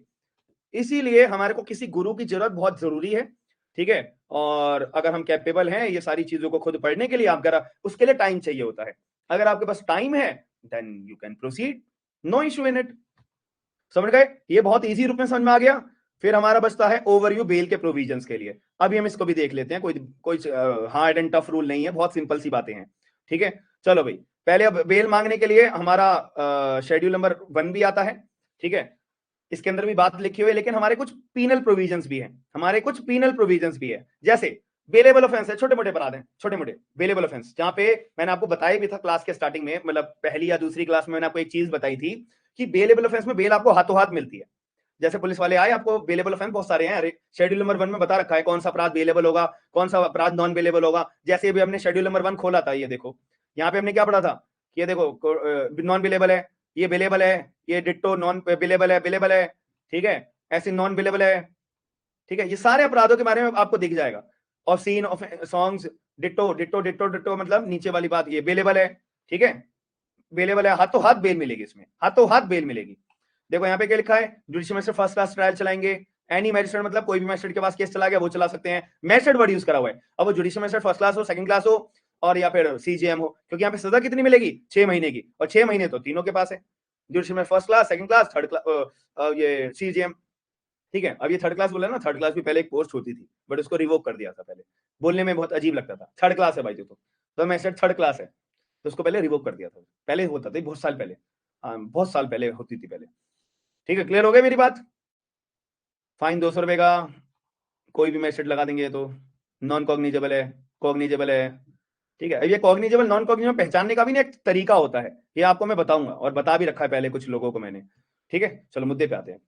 तो बेलेबल ऑफेंसेस का मतलब क्या होता है? बेलेबल ऑफेंसेस का मतलब होता है कि पुलिस वाले आपको अरेस्ट करेंगे और पुलिस वाले आपको अधिकार के बारे में बताएंगे, ठीक है, कि भाई आपके पास बेल का अधिकार है, आप बेल ले सकते हो। इतने शरीफ पुलिस वाले होते नहीं है, बट कानून के अंदर लिखा हुआ है कि पुलिस वाले शरीफ होते हैं, ठीक है। और तो ऐसे केस में पुलिस वाले जो है अपना आपको बताएंगे कि भाई आपके पास बेल का अधिकार है, आपको बेलेबल ऑफेंस में अरेस्ट करा है, तो आप किसी बंदे को बुला लो अपने और बेल ले सकते हो आप। तो बेल लेने का मतलब बेल बॉन्ड भरो, श्योरिटी लेके आओ और अपना बेल ले जाओ, हाथों हाथ आपको बेल मिल जाएगी, ठीक है। आपको किसी दूसरे व्यक्ति के पास जाने की जरूरत नहीं है। दूसरी बात, मान लेते हैं पुलिस वाले बहुत शाणे हैं, ना तो आपको इन्फॉर्म करा कि आप बेलेबल ऑफेंस में अरेस्ट करे गए हो, या फिर कुछ और दिक्कत है, ठीक है, दिक्कत है, आपको भी नहीं पता कि बेलेबल ऑफेंस में आपको अरेस्ट करा है, ठीक है, तो तब आप तो यार ये तो, और यहाँ पे 436 कहता है, सुप्रीम कोर्ट ने भी बहुत बार बोला है, bail is a matter of right, bail is matter of right. अभी एक बच्चे ने बोला भी था, अमित ने, bail is a matter of right, तुम्हारा अधिकार है बेल मांगना बेलेबल ऑफेंसेस में, ठीक है, बट यार यहाँ पे तो मेरे अधिकार का वायलेशन हो रहा है यार, मेरा मैटर ऑफ राइट का वायलेशन हो रहा है, ये तो बहुत गलत बात है, ये तो मैजिस्ट्रेट ने मेरे साथ पे गद्दारी करी है, वो सॉरी मैजिस्ट्रेट कह रहा हूं, पुलिस वालों ने मेरे साथ गद्दारी करी है, तो आप लोग बताओ तब क्या होगा। बस इतना समझ लो, जितना मैंने पढ़ाया है ना उसी के अंदर जवाब है, बताओ क्या होगा। थोड़ा दिमाग दौड़ाओ, थोड़ा दिमाग दौड़ाओ। एक ए नाम का व्यक्ति है, ए नाम के व्यक्ति को पुलिस वालों ने बंद करके रखा हुआ है, ठीक है, अब पुलिस वालों ने ना ही इसको इन्फॉर्म करा कि भाई तू बेलेबल ऑफेंस में अरेस्टेड है, ठीक है, और ए नाम का व्यक्ति मान लेते जानता है ये बात कि मुझे जो अरेस्ट करा है पुलिस वालों ने बेलेबल ऑफेंस में अरेस्ट करा है, या नहीं भी जानता, तो फिर ये अब क्या करेगा, अपने मैटर ऑफ राइट को एग्जीक्यूट करने के लिए, क्या नो ऑफेंस जनरल एक्सेप्शन में भाई ये क्या है, नहीं समझा भाई मैं ये बात आपकी। पुलिस वाले अपराध कर तो रहे हैं भाई, मतलब इलीगल तरीके से, सर मैजिस्ट्रेट से बेल प्रेयर मेगा, कुछ हद तक आपका आंसर ठीक ठीक है, बट कंप्लीट आंसर मेरे को चाहिए, आपका नहीं है, मजा नहीं आया आपके आंसर में, बताओ, बस मैं अपना इतना हिंट दे रहा हूं, जितना मैंने पढ़ाया है उसमें जवाब है, और हिंट ले लो, आज की क्लास में जितना पढ़ाया है उसी में आंसर है। भाई राम, हैबियस कॉर्पस, अमित गुप्ता भाई इतनी बड़ी बात मत करो, अभी मैं डर गया आपकी बात सुन के, habeas corpus writ petition file करने जा रहे हो तुम, तो मैं डर गया भाई तुम्हारी बात से, तो नहीं, गलत जवाब, आगे बताओ, मैंने क्या बोला, हैबियस कॉर्पस के बारे में बात करी है कोई मैंने आज की क्लास में, नहीं बात करी भाई। रश्मिता अरनेश कुमार की गाइडलाइंस तो अरेस्ट करते दौरान पालन करनी पड़ती है, यहां पे तो अरेस्ट हो चुका है, वो तो यहां पे अरेस्ट हो चुका है, तो अरनेश कुमार की कोई मतलब नहीं है, और अरनेश कुमार की गाइडलाइंस नॉन बेलेबल ऑफेंस में एप्लीकेबल होती है, बेलेबल में नहीं होती। डिफॉल्ट बेल, सपना कुछ हद तक मैं बोलूंगा आपका ठीक है जवाब, चलो कुछ हद तक, बट मजा नहीं आया आपके आंसर में, मेरे को सेक्शन के साथ में जवाब चाहिए, जैसे मैंने आप लोगों को सिखाया है। देखो मैंने आपको क्या बोला था, एक सेक्शन नंबर 167 आता है, एक सेक्शन नंबर 57 आता है, हाँ है ना, कि 24 घंटे के अंदर अंदर पुलिस वालों की ड्यूटी बनती है कि मैजिस्ट्रेट के आगे एक्यूज पर्सन को पेश किया जाएगा, हाँ है ना। अब जब मैजिस्ट्रेट के आगे पेश किया जाएगा, मैजिस्ट्रेट पूछेंगे ना, भैया पुलिस वालों आपने ए नाम के व्यक्ति को किस में अपराध करा, बेलेबल में अपराध में अरेस्ट, तो हाथों हाथ मैजिस्ट्रेट आपको जो है क्या दे देंगे, बेल दे देंगे। इसीलिए मैंने कहा सपना का जवाब कुछ हद तक ठीक है, बट ये दो प्रोविजन मेरे को आपके मुंह से सुनने थे सभी लोगों के, कि ये दो प्रोविजन आप लोग मेरे को जवाब दे देते तो मेरे को अच्छा लगता, ये मेरे को आपके दो प्रोविजन मेरे को आपके मुंह से सुनने थे। एम आई क्लियर, सबको क्लियर हो गई बात, कि मैजिस्ट्रेट फिर हाथों हाथ बेल का आपको ऑर्डर पास कर देंगे, 24 घंटे के बाद, बस 24 घंटे आपको जेल में रहना पड़ेगा, चक्की पीसनी पड़ेगी, उसके बाद जब अगले दिन आपको कोर्ट में पेश होंगे तो हाथों हाथ आपको डिफॉल्ट बेल मिल जाएगी, बात खत्म हो जाती है। क्लियर हो गई मेरी बात, ठीक है, क्लियर हो गया ना, हाँ, बाकी जिन्होंने अपना दिमाग चलाया वो सही चलाया था आप लोगों ने, ठीक है, बट मैं चाहता था कि वो सेक्शन से हम खेले ना। आर्टिकल तो भैया, अरे अमित भाई आर्टिकल में तो बहुत चीजें लिखी हुई हैं, बट भाई वो अपना संविधान है, संविधान के बार बस वो एक सब्सटेंटिव है, constitution is our substantive right, substantive right. अब इसको अपना एनफोर्स करने के लिए तो प्रोसीजर लॉ का इस्तेमाल लोगे ना, तो मैं आपसे वही तो क्वेश्चन पूछा था कि प्रोसीजर लॉ के अंदर कौन सा प्रोविजन है, समझ गए मेरी बात, संविधान तो हमारा सब्सटेंटिव राइट बताता है कि भैया ये आर्टिकल में ये अधिकार है आपके, अब प्रोसीजर में आओ ना, फिर अब प्रोसीजर लॉ में कौन सा प्रोविजन है, समझ गए मित्र, अब लॉजिकली क्लियर हो गया कि स्टार्टिंग की क्लास में मैंने आपको सब्सटेंटिव और प्रोसीजर में डिफरेंस बताया था, कि प्रोसीजर किस लिए होता है, सब्सटेंटिव राइट्स को एनफोर्स करने के लिए, कॉन्स्टिट्यूशन में जो अधिकार दे रखा है उसको एनफोर्स करने के लिए कौन से प्रोविजन रहेंगे, 167 और 57, जब 24 घंटे के अंदर पेश होगा, ठीक है।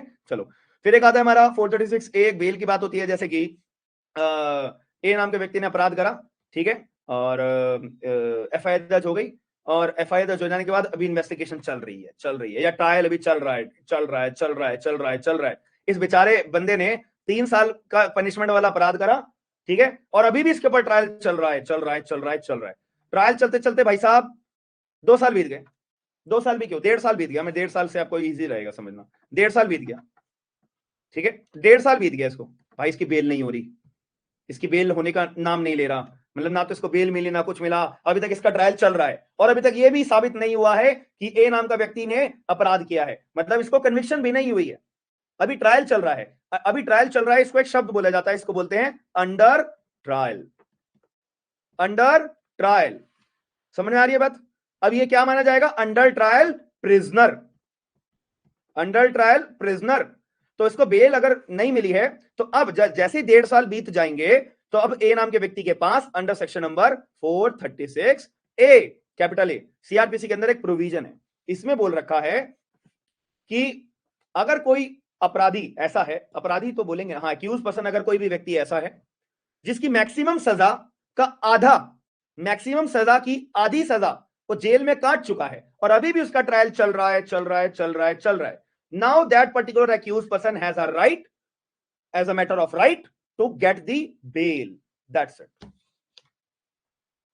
समझ में आ गई मेरी बात? तो यहां पे लिखा हुआ है ना, bail and under trial for half punishment maximum वाली।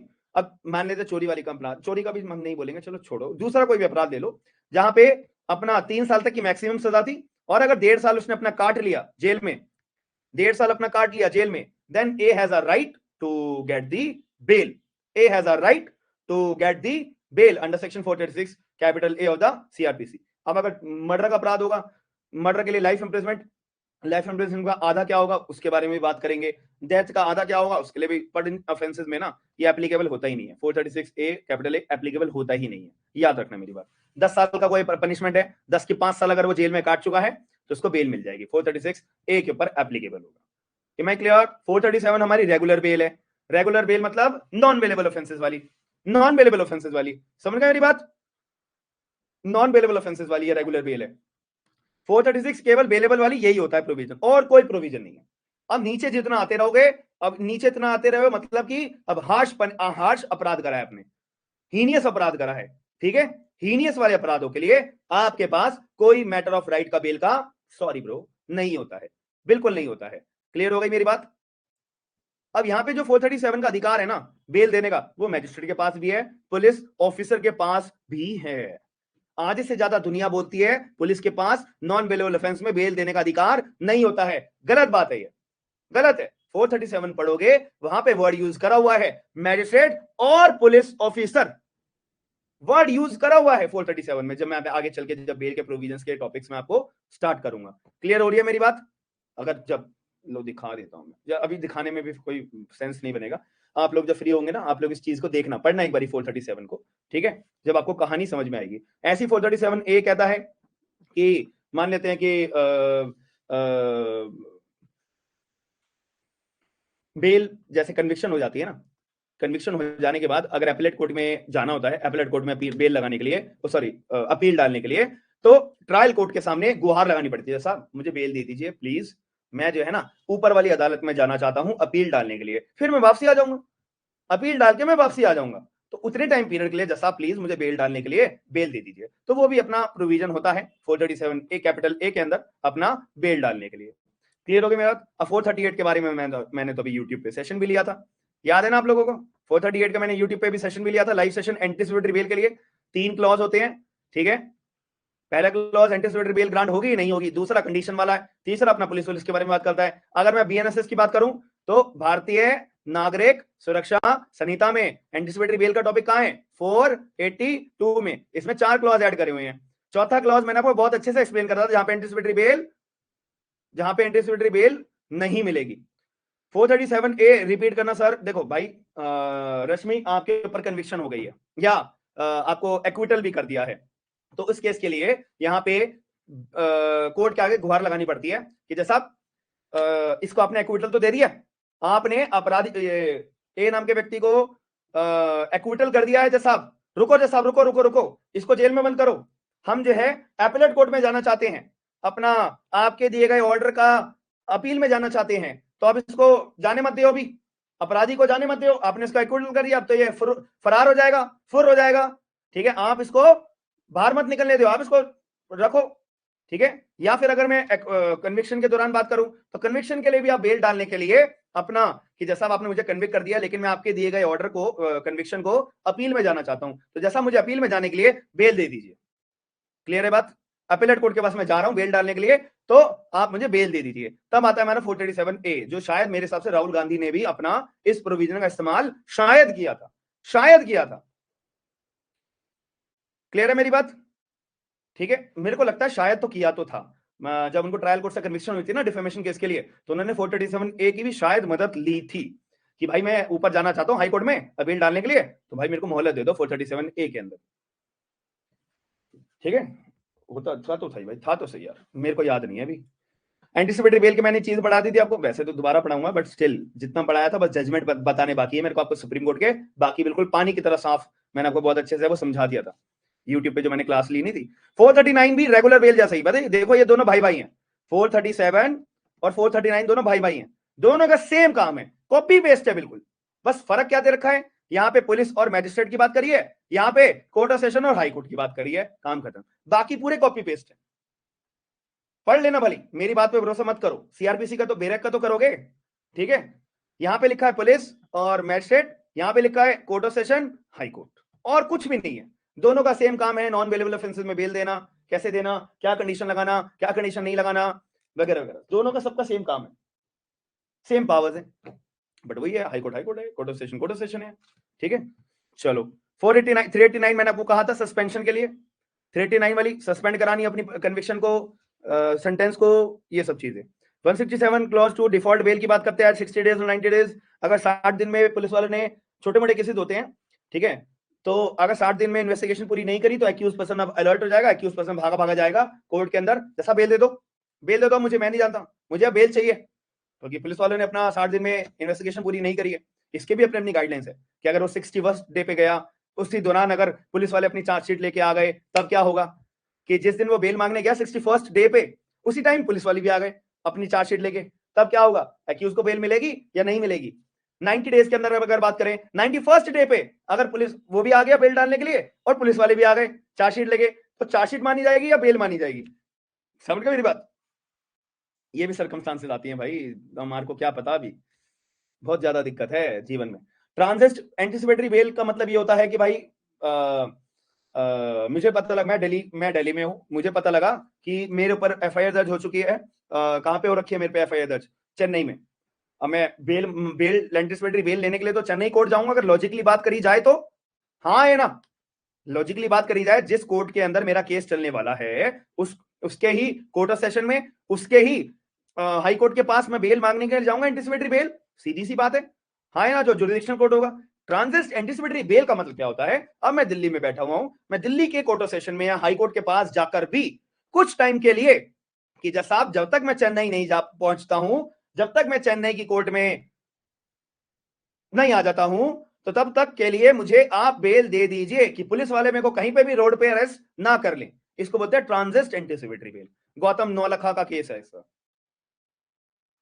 ठीक है जी, इसका भी मतलब एक तरह से यही होता है। क्लियर है मेरी बात? फिर हमारा बस कोर्ट का क्या क्या रोल है, बस ये और बचा, ये भी छोटा सा है, आधी से ज्यादा चीजें मैं तुम्हें पढ़ा चुका हूं, ठीक है, आधी से ज्यादा चीजें मैं तुम्हें ये पढ़ा चुका हूं कि कोर्ट का क्या काम होता है, इन्वेस्टिगेशन का, मैजिस्ट्रेट स्टेटमेंट, कन्फेशन स्टेटमेंट, ये बतानी है मुझे बस आपको। फिर हम एक्चुअल में अपना सीआरपीसी की तरफ, और फिर मेरे को आपको ये प्रोसिक्यूशन का, डिफेंस काउंसिल का पढ़ाना है, फिर एक छोटा सा केस है ये सकीरी बासु का, बहुत इंपॉर्टेंट केस है ये, अपने मेंस के अंदर आंसर में लिखोगे तो अच्छा जाता है इंप्रेशन, एक अच्छा इंप्रेशन जाता है। फिर विक्टिम का क्या रोल है, फिर खत्म हमारे चार्ट खत्म, पूरा सीआरपीसी का ओवरव्यू हमारा एक तरह से खत्म हो जाएगा। एक या दो क्लास और लगेंगी, इसके बाद हम अपना पूरा ओवरव्यू अपना सीआरपीसी का खत्म कर चुकेंगे, फिर हम एक्चुअल में डिटेल में एक एक प्रोविजन को सीआरपीसी को पढ़ना शुरू कर देंगे। ठीक है जी, मजा आया आपको चीजें समझने में? और जितने भी लोग हैं अपना डेमो क्लासेस वाले, आप लोगों को क्लासेस कैसी लगी, और बाकी लोग अपना अपना चीजें समझ में आई? स्टेटस रिपोर्ट भी कुछ नहीं होता भाई, वैसे मैं आपको बता दूंगा, 159 होता है हमारा, वो सॉरी 159 होता है स्टेटस रिपोर्ट के बारे में, एक बार चेक कर लेते हैं ना, स्टेटस रिपोर्ट हमारा 159 के अंदर ही होता है, लेट मी चेक।